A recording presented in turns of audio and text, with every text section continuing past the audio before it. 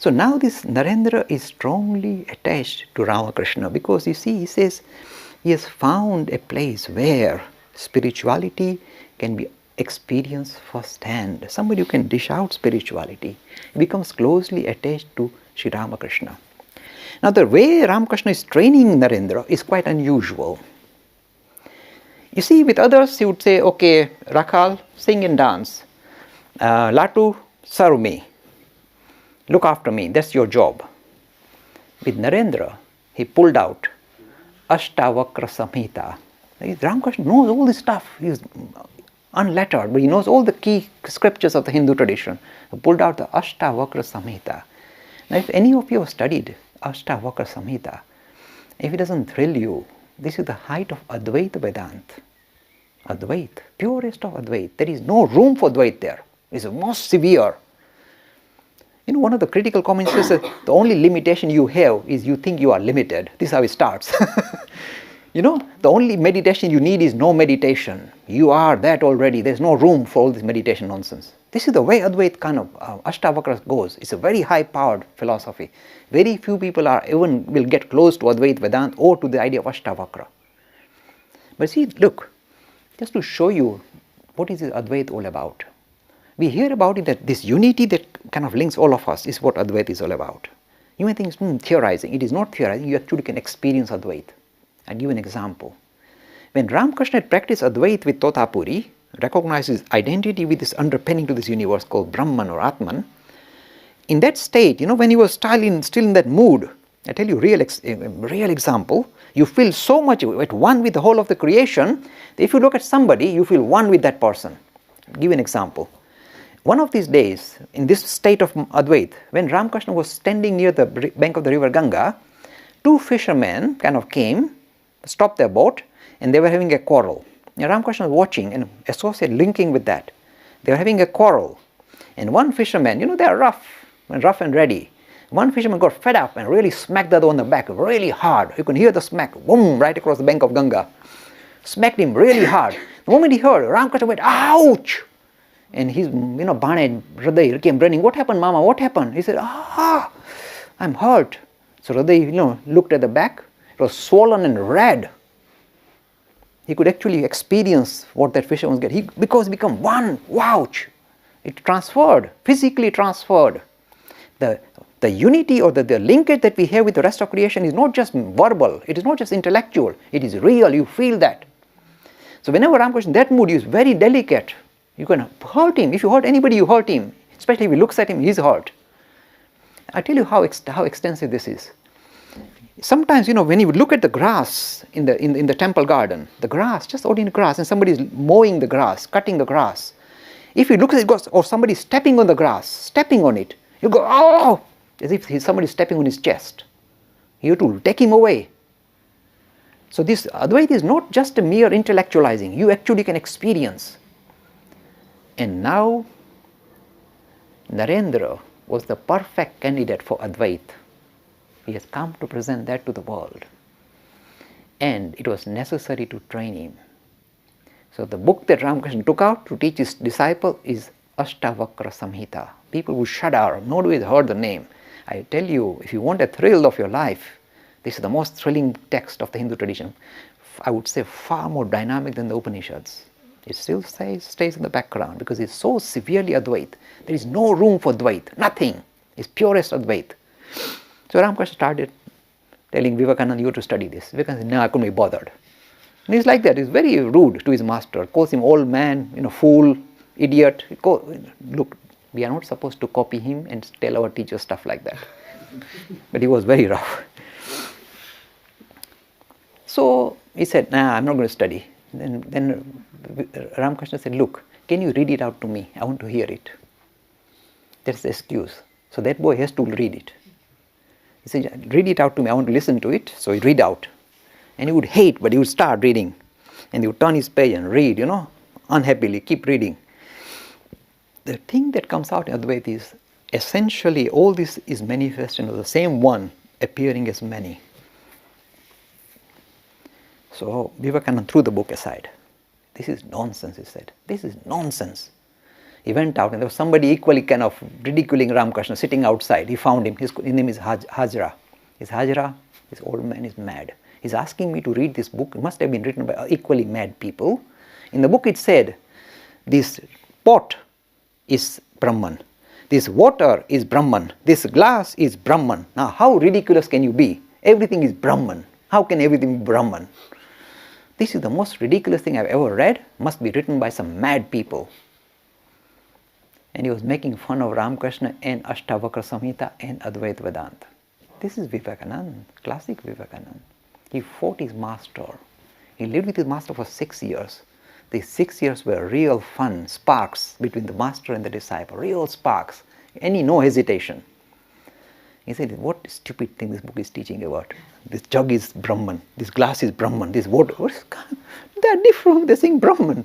They're asking me to believe that, and they said this is the height of philosophy written by mad people. And while they were laughing and making fun of it, Ramakrishna came out of his room, smiling, came near, standard stuff for Ramakrishna, and touched him.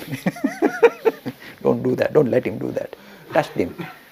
So Narayan said, I don't know what happened, but after he touched me, I looked around and I realized that everything is same. Everything is made of the same material. Same thing becoming manifested as all this different world. He said, I'll keep quiet. I see to how long this experience continues because I don't trust this experience. Maybe just temporary problem with my brain. He was like that. I'll just keep quiet and see how long this experience lasts. He went in that state of mind home. When he went home, he felt that his body was not his own. It was somebody else's. Because he was kind of in a dazed mood. And his mother put some food on the plate and he would start eating. He said the food and me and the body is same. He can't distinguish. And he's still eating. So sometimes he would eat too much. He won't stop. Because he can't feel his body. He doesn't know his body is full now. He would keep eating. And they have to snatch the plate away. He said, enough. Or sometimes you don't eat at all. This went on. He would walk on the street. Look, these are his words. He said, I would walk on the street and I would see the horse and carriage rushing towards me. Now, normally we kind of duck. We walk away. We don't stand in the front and embrace the horse and carriage. He said, I would stand in front of it because I can't see. I see the same thing. This and that is same. He doesn't want to take himself away. He said, somebody to pull me away, otherwise I'll get killed.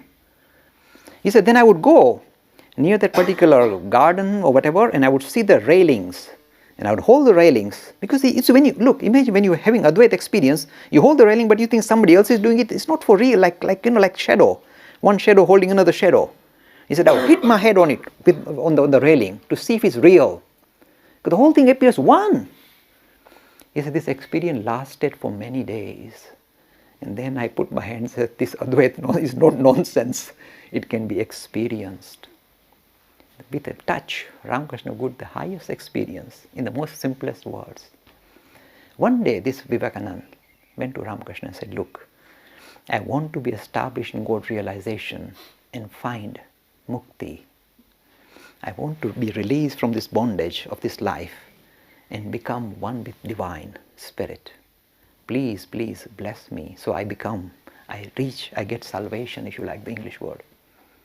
Bless me so I do that. Ramakrishna looked at him in a very sad way. Oh dear, I didn't expect you would sink so low. Sink so low? Asking for salvation, Brahmagnan, in Ishwaragnan? I didn't think you'll sink so low, said Ramakrishna. Look at the language of the master.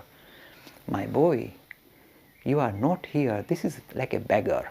This is so petty of you. You are not here for your own salvation, my boy. You are here for the salvation of whole of humanity. Why are you asking for such trivial thing? See? He lifted the student to his level, and that is why he was preparing this boy for greater work. I told you he has come to present the most comprehensive vision of spirituality, and Ramakrishna is aware that the aspect of spirituality that will engulf the whole world, not India, the whole world, is Advait, giving dignity to humanity, lifting humanity to the level of God. This is the new vision of spirituality suited to this age. And Ramakrishna knew who is the carrier of this particular message. So he was preparing his tool, sharpening his tool. This Vivekananda was being prepared. turning into a very powerful tool of Advaita, this vision of spiritualizing humanity. New word, spiritual humanism. You are special not because you are a lump of matter, but you are the most clearest vision of spirit on earth, divinity of mankind. Not reserved for just some ascetic who goes and meditates in the caves, but for the whole of humanity. It had to be comprehensive, made available to the whole of humanity, not just to some few select. For this, he was training his disciple. And Vivekananda said, okay. But again, Ramakrishna would test Vivekananda too. And he would say, now you see, I got this mother goddess, I did this tantra, I got this ashta siddhi, all these magical, miraculous powers, siddhis, and you're going to do great work for me in the future. So why don't I pass them on to you? Narayana said, keep it to yourself.